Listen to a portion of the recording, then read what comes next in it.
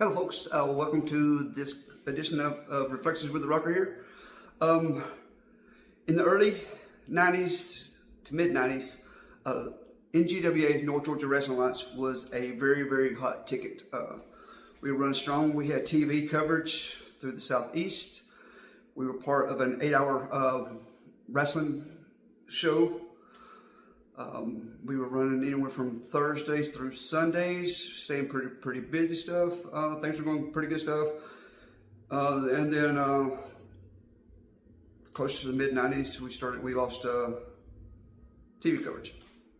Still going good, strong with that stuff. I think late 93, 94, wasn't happy. I was their heavyweight champion. And creative difference, the personnel difference, personal difference. Long story short, I just walked out of the company as a heavyweight champion. I did my own thing, kind of regrouped. Fate would have it, I came back to one of their shows. I think I covered this in one of my previous videos, and took my gear, room number 1. Always take your gear if you want a chance to get booked on the show.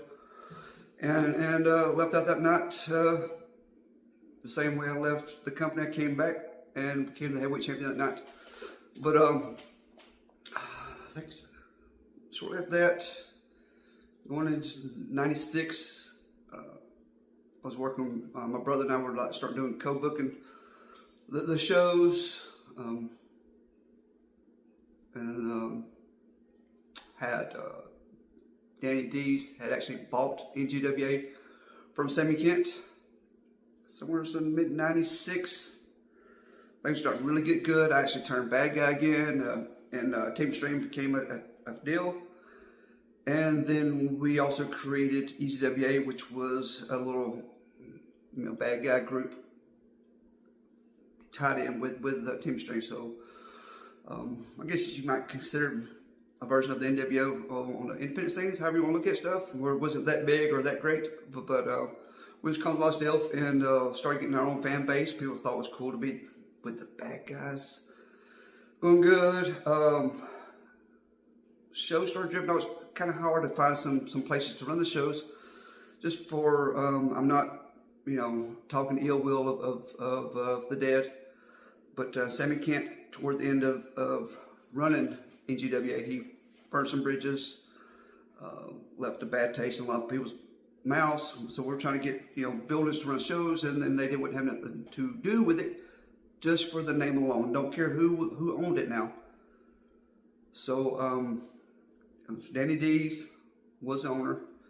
Phil Hefner, my brother and myself were on the booking committee, and it took a lot of back and forth in this, and I finally convinced Danny to, we needed a name change. And so he wanted to keep the same 4 letters or something similar to it. So I brainstormed and came up with NAWA, which was North America Wrestling Alliance. So we did that. So now we got to figure out how to get to the name change, which led us to Christmas Chaos. 1996. Prior to me coming on board as one of the booker shows, they had 2 big shows of year, and one being 4th of July show, and then Christmas Chaos. So you're like halfway through the show, halfway through the year, end of the year.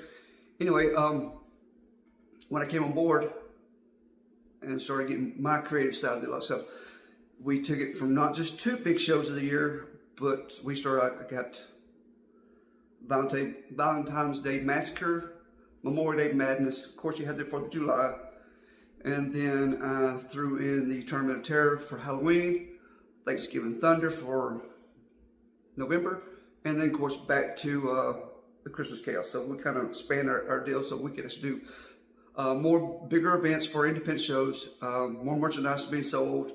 Actually, Dave Young and myself collaborated a lot on the t-shirt designs for most of these events. And things were going good, but we still had to figure out how to get from NGWA to NAWA. So I devised a scheme for the Christmas Chaos show to have the big blowout where the cage match was EZWA and NGWA, winner takes all. Now on the EZWA was Loverboy Lee Thomas, myself, Playboy Phil Hebner, and the Flame versus the Outlaw Joe Deaton, Tommy Wildfire Rich, Danny Dees, and then my brother inside Steel Cage. Things are going to get hot. And then Santa Claus was actually Shadow, and Mr. Donnie came in and helped, and you know, the bad guys, EWA, we actually won the deal. First show of the year, we're bragging, and then that's when Danny Dees came out and said that actually the contract was only was, winner takes all was, we only got the name NGWA. And then he said, so now welcome to NAWA. Had a lot of new merchandise, and they were selling a lot of hotcakes. And like they say, change of the guards.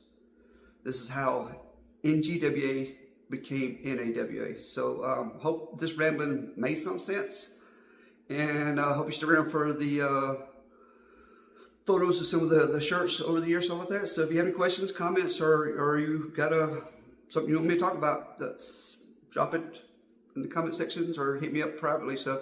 So until then, like Poops and Pops like to say, peace, love, see ya.